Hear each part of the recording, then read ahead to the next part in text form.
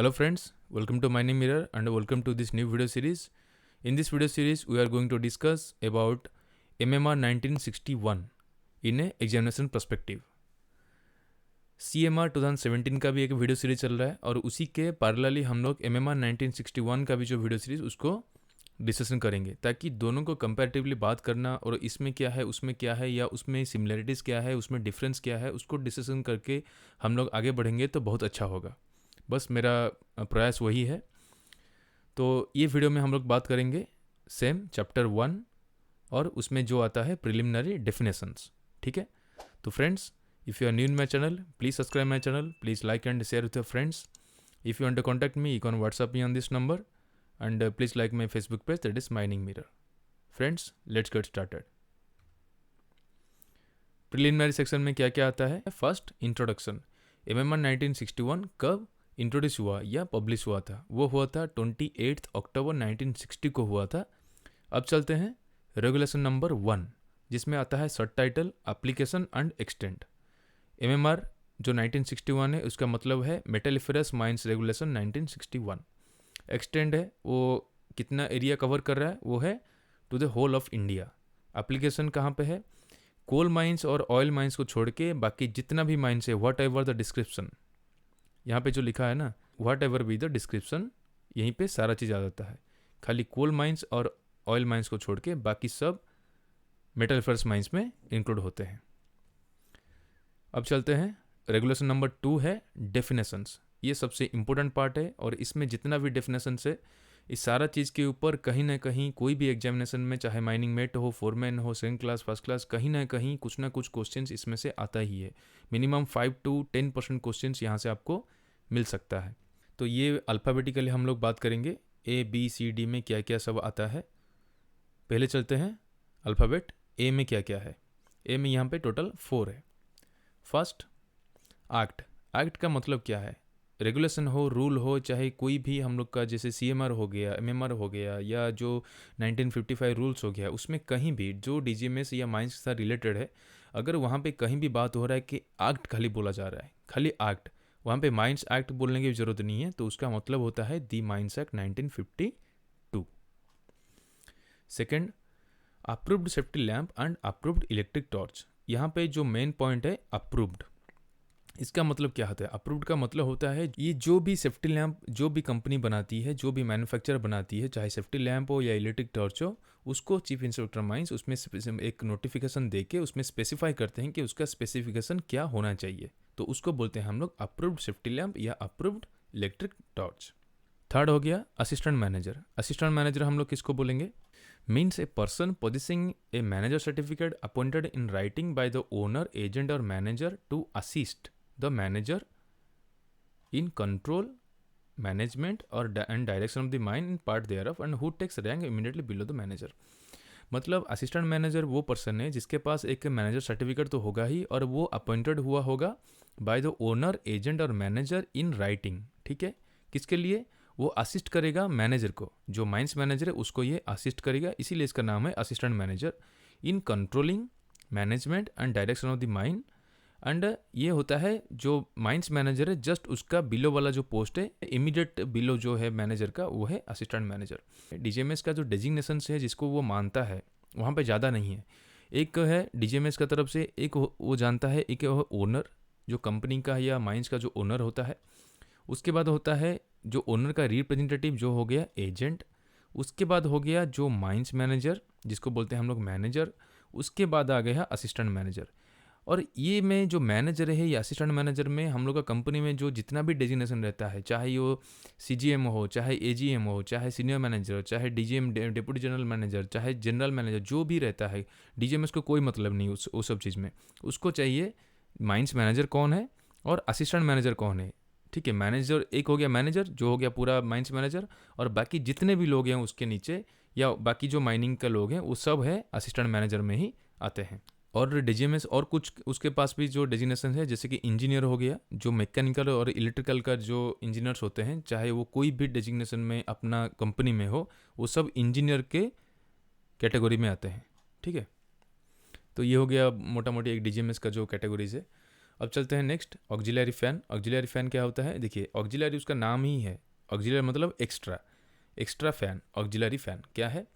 ये एक forcing fan है या एग्जॉस्ट फ़ैन है। फोर्सिंग फ़ैन मतलब जो एयर को बूस्ट करता है, पावर देता है, थोड़ा सा आगे ठेल के लेके जाता है, और एग्जॉस्ट फ़ैन है जो शॉक करके बाहर फेंक देता है।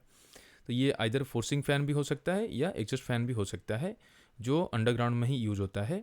होली मेनली फॉर वेंटिलेशन के लिए ही यूज़ होता है, जहाँ पे एक फेस हो, फेस में वेंटिलेशन के लिए भी यूज़ हो सकता है, या ब्लाइंड एंड्स होता है, या जहाँ पे कहीं नेचुरली अगर वेंटिलेशन करते हैं तो वहाँ पे एयर नहीं पहुँच पाता है, वो एरिया में वेंटिलेशन करने के लिए ये एक्स्ट्रा फ़ैन है कि हम लोग लगा देते हैं, उसको बोलते हैं ऑक्सिलरी फ़ैन। अब चलते हैं अल्फ़ाबेट बी में। यहाँ पे 3 है, एक है बैंक्समैन, और एक है ब्लास्टर, और एक है बेलमैन। बैंक्समैन कौन है?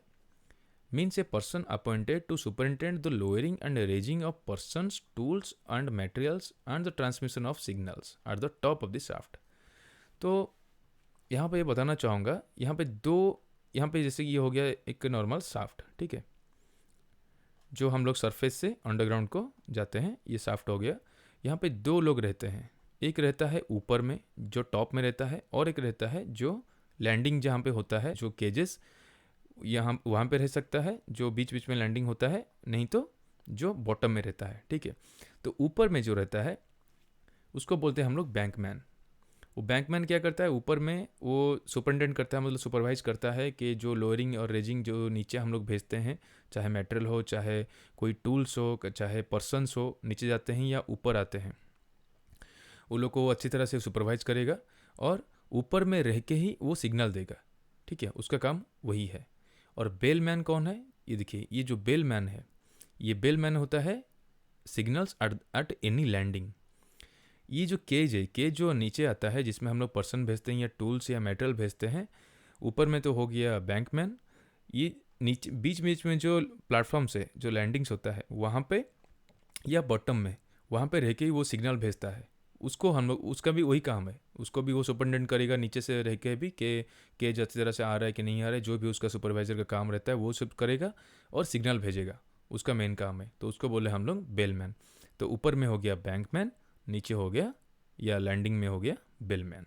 ये सेम चीज़ सीएमआर में भी था, ऊपर में रहता है बैंक्समैन और नीचे में रहता है ऑन सेटर, ठीक है, बस नाम थोड़ा सा चेंज है लेकिन काम वही रहता है। अब 6 नंबर में क्या है? ब्लास्टर। ब्लास्टर हम लोग किसको बोलेंगे? हम लोग जानते हैं जो ब्लास्ट करता है, लेकिन उसका डेफिनेशन है एक पर्सन पॉजिसिंग मैनेजर सर्टिफिकेट वो पॉजिस कर सकता है, फोरमैन्स का भी सर्टिफिकेट चलता है, मेट्स का सर्टिफिकेट भी हो गया, या ब्लास्टर सर्टिफिकेट जो होता है वो उसके पास होना चाहिए। उसके बाद वो appointed by manager in writing to perform the duties of a blaster under this regulations and includes a shot firer. जो अंडरग्राउंड में ब्लास्ट करता है उसको हम लोग बोलते हैं शॉट फायरर, तो वो भी इंक्लूड होता है आज ए ब्लास्टर में, ठीक है।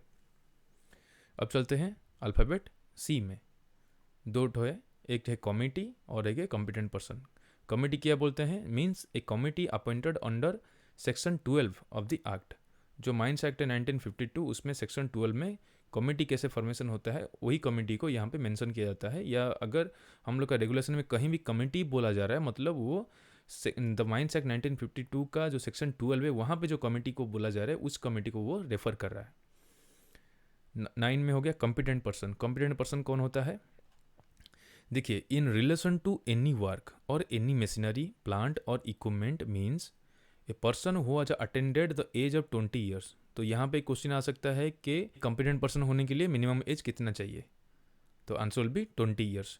20 ईयर्स वो पर्सन को होना चाहिए। अगर हम लोग बात करेंगे कोई काम को लेके या कोई मशीनरी को लेके, प्लांट या इक्विपमेंट को लेके बात करेंगे, वो क्या होता है कि वो duly appointed in writing by the manager. Manager का राइटिंग के द्वारा वो अपॉइंट किया जाता है as a person competent to, देखिए ये जो वर्ड है ना कॉम्पिटेंट टू सुपरवाइज और परफॉर्म दैट वर्क, जिसके लिए हम लोग उसको अपॉइंट करता है मैनेजर, के मैनेजर के द्वारा अगर वो अपॉइंट होता है तो वो उतना कॉम्पिटेंट होना चाहिए कि जो भी काम उसको दिया जा रहा है उसको इधर सुपरवाइजिंग के लिए अगर रखते हैं तो सुपरवाइजिंग अच्छे से कर ले, या अगर कोई ड्यूटी करने के लिए, मशीन चलाने के लिए दे रहे हैं तो भी वो अपना ड्यूटी अच्छी तरह से कर ले, ठीक है। और ये कॉम्पिटेंट पर्सन में एक जो ब्लास्टर है वो भी एक कॉम्पिटेंट पर्सन भी होता है, ठीक है, वो इंक्लूड है इसमें। अब चलते हैं अल्फ़ाबेट डी में। यहाँ पे एक है डिस्ट्रिक्ट मजिस्ट्रेट। डिस्ट्रिक्ट मजिस्ट्रेट कौन होता है? ऑब्वियसली माइंस हम लोग का जो डिस्ट्रिक्ट में मौजूद है वो डिस्ट्रिक्ट का जो डिस्ट्रिक्ट मजिस्ट्रेट है या डिप्टी कमिश्नर है, जो लॉ एंड ऑर्डर को मेंटेन रखने के लिए अपना पावर को एग्जीक्यूट करते हैं, उनको हम लोग बोलेंगे डिस्ट्रिक्ट मजिस्ट्रेट। ठीक है। अगर एक माइंस दो डिस्ट्रिक्ट में आ गया, कुछ पोर्शन एक डिस्ट्रिक्ट में है और कुछ पोर्शन और एक डिस्ट्रिक्ट में है, तो वहाँ पे कौन डिस्ट्रिक्ट मजिस्ट्रेट होता है? वहाँ पे सेंट्रल गवर्नमेंट ऑथराइज करता है जिस मजिस्ट्रेट को, जिस डिस्ट्रिक्ट का मजिस्ट्रेट को, वही एज ए डीएम एक्ट करता है। ठीक है, सेंट्रल गवर्नमेंट उसको ऑथराइज करता है। चलते हैं आगे। Alphabet E, F, G and L. E में आ गया एक्सप्लोसिव। एक्सप्लोसिव किसको बोलेंगे? देखिए यहाँ पे बोल दिया कि shall have the same meaning as in assign to that term in the Indian explosive. मतलब यहाँ पे इंडियन एक्सप्लोसिव का जो एक्ट हम लोग का 1884 में, उसमें जो डेफिनेशन दिया गया है एक्सप्लोसिव में, वो एक्सप्लोसिव सेम यहाँ पे अप्लीकेबल है। तो हम लोग नॉर्मली जानने के लिए क्या बोल सकते हैं कि एक एक्सप्लोसिव क्या होता है? एक्सप्लोसिव का जो डेफिनेशन होता है वो होता है an explosive is either a solid, liquid or mixture of compounds which when subjected to combustion, detonation or heat undergo themselves to a rapid instantaneous change into a large volume of gases at high pressure and temperature।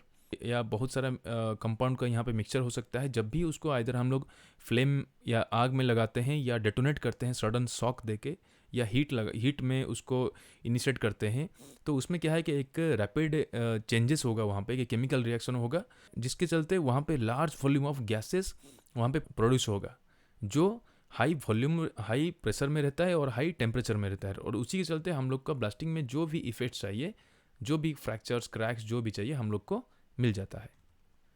ठीक है। अब चलते हैं 12 में face. Face क्या है? हम लोग जानते हैं फेस का मतलब है the moving front of any working place. Working place का जो मूविंग फ्रंट है उसको हम लोग फेस बोलते हैं। वो तो नॉर्मल हो गया कि जैसे हम लोग ओपन कास्ट में काम कर रहे हैं तो जो वर्किंग प्लेस आगे बढ़ता है उसको हम लोग फेस बोलते हैं। लेकिन यहाँ पे और डेफिनेशन में और कुछ कुछ ऐड हुआ है, उसको एक बार देखना जरूरी है। The inbye end of any drive, level, crosscut, raise और विंज, उसको भी हम लोग फेस बोलेंगे, द इन बाई एंड। ठीक है, इसको एक बार अच्छी तरह से याद रख लीजिएगा। उसके बाद गैस क्या बोलता है? गैस होता है includes fume or vapour. Landing, landing किसको बोलेंगे? Means any floor or platform in a winze which is an authorise stopping place, authorise stopping place of the cage or other means of conveyance and includes a plate. तो landing क्या होता है? Landing होता है कि विंज में कहीं भी जहाँ पे हम लोग को ऑथराइज्ड है वहाँ पे केज को स्टॉप करने के लिए, वहाँ से कहीं भी हम लोग जाने के लिए कुछ एक्सेस हो, या कहीं डिपॉजिट है या जहाँ पे फेस है वहाँ पे जाने के लिए रास्ता भी हो सकता है, तो उसको हम लोग, वो जो प्लेटफॉर्म है वो प्लेटफॉर्म को हम लोग बोलेंगे लैंडिंग। अब चलते हैं आगे। Alphabet M. एम में बहुत सारा है। फर्स्ट हो गया मशीनरी। मशीनरी हम लोग किसको बोलेंगे? देखिए मशीनरी का बहुत सारा इसमें डेफिनेशंस में बहुत सारा टर्म्स इंक्लूडेड है, इसको एक बार अच्छी तरह से देख लीजिएगा। यहाँ पे जो 3 पॉइंट है मेनली, एनी लोकोमोटिव और एनी स्टेशनरी और portable engine, air compressor, boiler, steam apparatus, ये सब मशीन में आता है। और क्या क्या आता है? एनी सच अपरेटस, अप्लायंस और combination of appliances intended for developing, storing, transmitting, converting और यूटिलाइजिंग एनर्जी, अगर वो भी होगा वो भी मशीनरी में इंक्लूड होता है। और क्या है? सच apparatus, appliance और combination of appliances if any power developed, stored, transmitted, converted और utilized, जहाँ पे पावर डेवलप भी होता है, ट्रांसमिट करते हैं, कन्वर्ट करते हैं, यूटिलाइज करते हैं, वो सब भी मशीनरी में इंक्लूड हो जाता है। उसके बाद आता है मैनेजर। मैनेजर हम लोग किसको बोलेंगे? सिंपल है, a person possessing the prescribed qualification. जो क्वालिफिकेशन हम लोग को प्रिस्क्राइब किया गया है एक मैनेजर होने के लिए, उसके पास वो सारे क्वालिफिकेशन होना चाहिए, और वो appointed in writing by owner agent to be in charge of a mine. Mines का जो मेन इंचार्ज होता है वो माइंस मैनेजर होता है। ठीक है, जो माइंस का रियल हीरो जो होता है। And includes mine superintendent if appointed under section 17 of the act. ठीक है, एक माइन सुपरिटेंडेंट जो होता है उसको भी हम लोग मैनेजर बोल सकते हैं। अब चलते हैं मटेरियल। मटेरियल किसको बोलेंगे? सिंपल, हम कोई भी चीज़ को हम लोग मटेरियल बोल सकते हैं। That includes rock, debris, stone, mineral और ओर और एनी अदर मटेरियल। ठीक है, सब हम लोग मटेरियल बोल सकते हैं। मेटल फर्स्ट माइंस किसको बोलेंगे? Obviously includes every mine other than a coal or oil mine. Coal mines और ऑयल माइंस को छोड़ के बाकी सब मेटल फर्स्ट माइंस है। माइन फोरमैन कौन होता है? Means a person possessing manager's or foreman certificate and appointed by the manager in writing under the designation whatsoever to perform the duties of supervision or control in a mine और part thereof includes ए shift boss. ठीक है, जो shift in charge होता है वो भी mine foreman हो सकता है। उसके पास मैनेजर्स का या फोरमैन्स का सर्टिफिकेट होना चाहिए और वो मैनेजर्स के द्वारा अपॉइंट किया जाता है इन राइटिंग अपना ड्यूटी करने के लिए, चाहे कोई भी पोजीशन में हो, अपना सुपरविजन और कंट्रोल करेगा माइंस का। और इसमें शिफ्ट इंचार्ज भी इंक्लूड हो सकता है माइन फोरमैन में। Mining mate means a person possessing manager's foreman's or mate certificate. यहाँ पे और एक ऐड हो गया, उसके पास मैनेजर सर्टिफिकेट होने से भी माइनिंग मेट बोल सकते हैं, फोरमैन सर्टिफिकेट भी होने से भी चलेगा, या मेट सर्टिफिकेट रहने से भी वो माइनिंग मेट हम लोग अपॉइंट कर सकते हैं bye the manager in writing under any designation. कोई भी डेजिग्नेशन में कोई मतलब नहीं, डेजिग्नेशन कुछ भी होने से भी चलेगा। To perform the duties of a mining mate under this regulations and includes an overseer और हेड मिस्त्री, वो भी माइनिंग मेट हो सकते हैं। उसके बाद मिसफायर किसको बोलेंगे? Obviously misfire means failure to explore of an entire charge. ये जो मेन है ना, एंटायर चार्ज, जो भी हम लोग का होल है, अगर यहाँ पे एक ब्लास्ट होल है, इसमें हम लोग चार्ज किए, चार्ज करने के बाद डेटोनेट करने के बाद उसको ब्लास्ट किए, लेकिन वो पूरा का पूरा होल वैसे वैसे खड़ा हो गया, वो ब्लास्ट हुआ ही नहीं, उसको हम लोग बोलेंगे कि ये हो गया मिसफायर। ठीक है, लेकिन अगर वहाँ पे कुछ पोर्शन ब्लास्ट हो गया, कुछ पोर्शन यहाँ पे ब्लास्ट हो गया और कुछ पोर्शन वहाँ पे रह गया, उसको क्या बोलेंगे? उसको हम लोग मिसफायर नहीं बोलेंगे, उसको बोलेंगे हम लोग सॉकेट। ठीक है, बाद में आएगा। उसके बाद मंथ किसको बोलेंगे? ऑब्वियसली कैलेंडर मंथ तो ठीक है, कैलेंडर मंथ हो गया। एक कैलेंडर ईयर भी होता है जो जनवरी से स्टार्ट होता है और दिसंबर में ख़त्म होता है, और एक ईयर होता है जिसको बोलते हैं हम लोग फाइनेंशियल ईयर। यहाँ पे बोलना चाहूँगा, जो फाइनेंशियल ईयर है उसको हम लोग कहाँ से कहाँ तक काउंट करते हैं? वो काउंट होता है मार्च जैसे ही ख़त्म हो जाता है, 1 अप्रैल से वो स्टार्ट होगा। ठीक है, 1 अप्रैल से स्टार्ट होगा, अगला साल का 31 मार्च, वो हो गया एक फाइनेंशियल ईयर। ठीक है, अब चलते हैं alphabet O, P and Q। O में आता है ऑफिशियल किसको बोलेंगे? ऑफिशियल्स जो है means a person appointed in writing by the owner, agent और मैनेजर, तीनों के द्वारा अपॉइंट हो सकते हैं to perform the duties of supervision in a mine और पार्ट देयर ऑफ। सुपरविजन के लिए जो अपॉइंट किए जाते हैं, चाहे ओनर हो, चाहे एजेंट हो, चाहे मैनेजर हो, इन राइटिंग में इंक्लूड्स एक assistant manager and underground manager, A mine foreman, A mining met, an engineer and A surveyor. ये सब ऑफिशियल्स में इंक्लूड होते हैं। देखिए यहाँ पे आप देख सकते हैं कि एक चीज़ यहाँ पे दिया है, अंडरग्राउंड मैनेजर। ये जो अंडरग्राउंड मैनेजर है ना, ये माइंस मैनेजर से डिफरेंट है। ठीक है, माइंस मैनेजर थोड़ा सा टॉप में रहता है, अंडरग्राउंड मैनेजर उसके नीचे आता है, जो पर्टिकुलरली खाली अंडरग्राउंड के लिए काम करता है।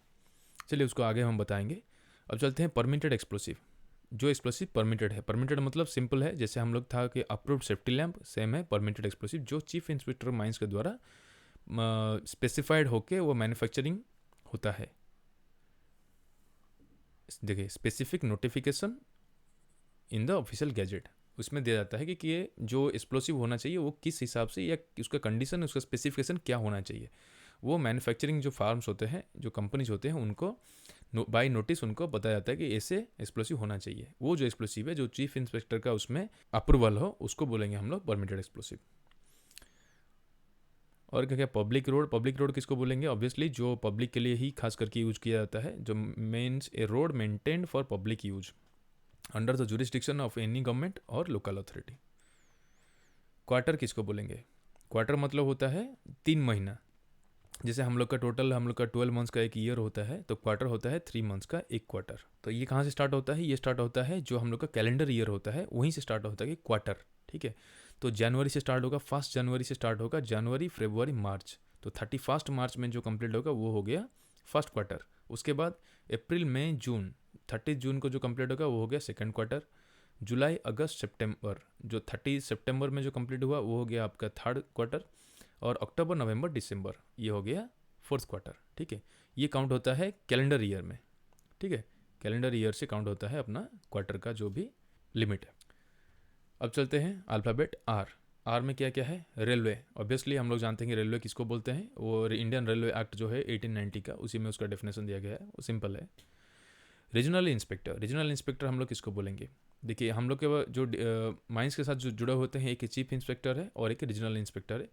तो रीजनल इंस्पेक्टर होता है कि माइंस जिस रीजन में सिचुएटेड है, या ग्रुप ऑफ और क्लास ऑफ माइंस जहाँ पे जो रीजन में बिलोंग करते हैं, उस रीजन का जो इंस्पेक्टर ऑफ माइंस होता है उसको बोलेंगे हम लोग रीजनल इंस्पेक्टर ऑफ माइंस। ठीक है, जहाँ पे वो सारा अपना पावर है आज पर एक्ट वो उसमें एक्सरसाइज कर सकता है। आगे चलते हैं, रिवर। रिवर किसको बोलेंगे? मीन्स एनी स्ट्रीम और current of water. Any stream, कोई भी स्ट्रीम या करंट जो सोर्स ऑफ वाटर है या करंट ऑफ वाटर है, उसको हम लोग बोलेंगे रिवर। वो सीजनल भी हो सकता है और पेरेनियल भी हो सकता है। सीजनल मतलब हो सकता है आपको रेनी सीजन में देखने को मिले वहाँ पे और धूप के सीजन में ना मिले, लेकिन पेरेनियल जो होता है वो सालों भर आपको वहाँ पे पानी देखने को मिलता है। रोडवे, रोडवे किसको बोलेंगे? Means any part of a passage और गैलरी बिलो ग्राउंड। देखिए रोडवे हम लोग जो अबव ग्राउंड वाला जो माइंस है या ओपन कास्ट वाला माइंस में वहाँ पे यूज करना सही नहीं होगा। रोडवे खास करके यूज होता है बिलो ग्राउंड में, जहाँ पे any part of a passage और गैलरी, उसको बोलेंगे हम लोग roadway. Which is maintained in connection with the working of a mine, उसको बोलेंगे हम लोग roadway. Alphabet S, schedule. Schedule क्या है? Means a schedule appended to this regulation. इस रेगुलेशन के द्वारा जो शेड्यूल यहाँ पे इंक्लूड किया गया है उसको हम लोग बात करेंगे आज ए शेड्यूल। शाफ्ट किसको बोलेंगे? शाफ्ट हो गया means a vertical or inclined way, a vertical or a inclined way or opening leading from surface to the workings below ground, from one part of the workings below ground to another part. तो यहाँ पे shaft है कि जो surface से हम लोग below ground का जो एक्सेस है उसको शाफ्ट बोलेंगे। इधर वो वर्टिकल हो सकता है या इंक्लाइन भी हो सकता है। अगर अंडरग्राउंड में एक पार्ट ऑफ माइंस से दूसरा पार्ट ऑफ माइंस के लिए भी जो एक्सेस है उसको भी हम लोग बोलते हैं शाफ्ट। सिग्नल मैन किसको बोलेंगे? Means a person appointed to transmit the signals. Socket, जो अभी हम बताए थे कि अगर पार्ट ऑफ ब्लास्ट होल का ब्लास्ट हो गया और पार्ट रुक गया, उसको मिसफायर नहीं बोलेंगे, उसको सॉकेट बोलेंगे। सपोर्ट किसको बोलेंगे? सपोर्ट में इंक्लूड हो जाएगा टिम्बर वर्क, मैशनरी हो गया, जो ब्रिक्स हो गया, पैक ऑफ वॉल्स हो गया, सैंड पैक्स हो गया, आयरन वर्क और any other form of supports, उसको बोलेंगे हम लोग सपोर्ट्स। चलते हैं अल्फाबेट टी में। टब, टब किसको बोलेंगे? टब हो गया इंक्लूड्स ए वागन, ए कार, ट्रक और हच और बैंडी और बकेट और any other vehicle for conveying material. Material conveying करने के लिए अंडरग्राउंड में जो यूज़ करते हैं उसको बोलते हैं हम लोग टब। और ये टब अगर हम लोग कोल माइंस रेगुलेशन के हिसाब से देखेंगे तो CMR में क्या दिया है? टब होता है कि एनी वागन, कार, ट्रक जो रेल के पटरी के ऊपर चल सकता है या चलता है, जो मटेरियल कन्वेइंग के लिए ही यूज होता है, लेकिन उसके लिए स्पेशल ट्रैक्स रहता है, रेलवे ट्रैक्स टाइप का, उसको बोलेंगे हम लोग टब। ठीक है, यहाँ पे आ गया अभी अंडरग्राउंड मैनेजर। जो मैं बोले थे कि माइंस मैनेजर से अंडरग्राउंड मैनेजर थोड़ा डिफरेंट है। Means a person possessing A manager certificate appointed in writing by the owner, agent और मैनेजर। देखिए एक मैनेजर अंडरग्राउंड मैनेजर को अपॉइंट करता है, ठीक है, इसीलिए हम बोले थे कि मैनेजर थोड़ा सा अप लेवल का है। To be in charge of a whole of the underground workings or a specified portion thereof under the direction of the manager and is the superior to a mine foreman and a mining mate and includes an underground agent. ठीक है, तो underground जो manager है उसको owner, agent और manager ही appoint करते हैं, और वो तो पूरा अंडरग्राउंड वर्किंग्स का भी वो इंचार्ज हो सकता है या कुछ पोर्शन का भी इंचार्ज वो हो सकता है। और ये पूरा डायरेक्शन रहेगा, मेन जो हम लोग का माइंस मैनेजर है उसी के डायरेक्शन में वो काम करेंगे, और वो सुपरियर होते हैं फोरमैन से और माइनिंग मेट से, और एक अंडरग्राउंड एजेंट भी अंडरग्राउंड मैनेजर हो सकते हैं। अब चलते हैं ventilating district. Ventilating district means such part of a mine below ground as has an independent intake airway commencing from a main intake airway and independent return airway terminating at a main return airway। मतलब ये एक part of underground mines है जहाँ पे उसका independent intake airway, जहाँ पे air उसके अंदर आता है वो इंडिपेंडेंट होगा, जो कि मेन इंटेक से आता होगा, और उसका जो रिटर्न एयरवे है वो भी टर्मिनेट होता होगा मेन रिटर्न एयरवे में। और उस खास करके ये क्या है कि एक नेचुरली वेंटिलेटेड स्पेस होगा, उसको बोलेंगे हम लोग वेंटिलेटिंग डिस्ट्रिक्ट। जो नेचुरल वेंटिलेशन है उसमें कोई फ़ैन की ज़रूरत नहीं है, कोई एक्स्ट्रा डिवाइस की ज़रूरत नहीं है, वहाँ पे जो नेचुरली वेंटिलेशन होता है उसको बोलेंगे हम लोग वेंटिलेटिंग डिस्ट्रिक्ट। उसके बाद विंज और रेज। रेज और विंज हम लोग किसको बोलेंगे? मीन्स ए स्मॉल शाफ्ट आइदर वर्टिकल और incline in the working below ground.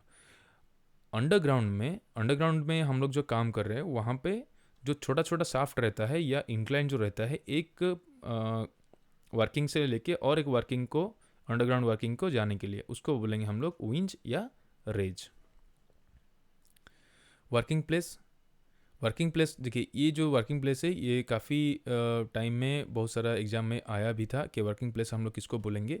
Means any place in a mind to which any person has lawful access. ये जो सेंटेंस है लॉफुल एक्सेस, इसको अच्छी तरह से याद रखिएगा। Any person has lawful access, mines का कोई भी जगह पे जहाँ पे एक पर्सन का अपना राइट रहता है वहाँ पे एक्सेस करने के लिए लॉफुल एक्सेस है, उसको हम लोग बोलेंगे वर्किंग प्लेस।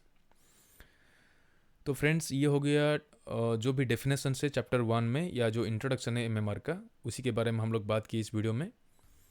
आई होप कि ये वीडियो आपको अच्छा लगा होगा। अगर फ्रेंड्स आपको ये वीडियो अच्छा लगा है तो please like, share and subscribe my channel. See you in another video with the chapter 2, that is the notice, written and records. Thank you and see you soon.